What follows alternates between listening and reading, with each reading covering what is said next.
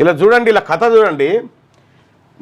జై మాధవరెడ్డి అని చెప్పి ఎవడైతే బీసీలకు వ్యతిరేకంగా కోర్టులో కేసు వేసి బీసీల రావాల్సినటువంటి అన్నం ముద్దను గుంజుకపోయిర్రో వాని పేరు రోడ్డు మీద రాసి ఇగో వీళ్ళంతా ఆ కాలనీలు ఉన్న రెడ్లు 5-6 జమై పటాకులు కాల్చి వాని పేరు మీద పాల్గుమరిస్తా ఉన్నారు.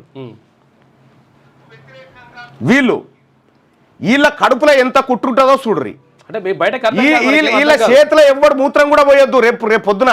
ఎందుకంటే ఇంత పాపిసి దొంగల ఆడలు ఉండరు. ఎందుకంటే తెలంగాణ రాష్ట్రంలో వీళ్ళ సొమ్ము ఈడబ్ల్యూఎస్ కోట వీళ్ళు తింటారు, కానీ బీసీల సొమ్ము బీసీలు తినడానికి ఇగో ఈ దుకాణం, ఈ పటాకులు కాల్చుకుంటా, ఈ దొంగ కథ ఇవి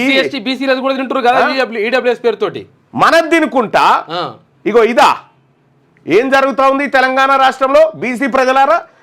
ఇగో వీళ్ళు 10 మంది జమై జై మాధవరెడ్డి అని చెప్పి ఆ రెడ్డి జాగృతి పేరు రాసుకొని దాని మీద పాల ప్యాకెట్ పోసి పటాకులు కాల్చుకుంటా ఉన్నారు చూడ్రి. ఇగో వీళ్ళు పటాకులు కాల్చుకుంటా ఉన్నారు చూడ్రి. ఇగో ఓట్లేసేది ఇప్పుడు రేపు వస్తే మనకు రిజర్వేషన్ వద్దని చెప్తున్నటువంటి వీళ్ళు రేపు పొద్దున ఎవడన్నా నా పేరు రాజేందర్ రెడ్డి, నా పేరు సోమిరెడ్డి, నా పేరు అంజిరెడ్డి అని చెప్పి మన గల్లీలకు వచ్చి అక్క ఓటేయి అన్న ఓటేయి అని అంటే చెప్పు మడత పెట్టుర్రి, చెప్పు మడత పెట్టి కొట్టుర్రి.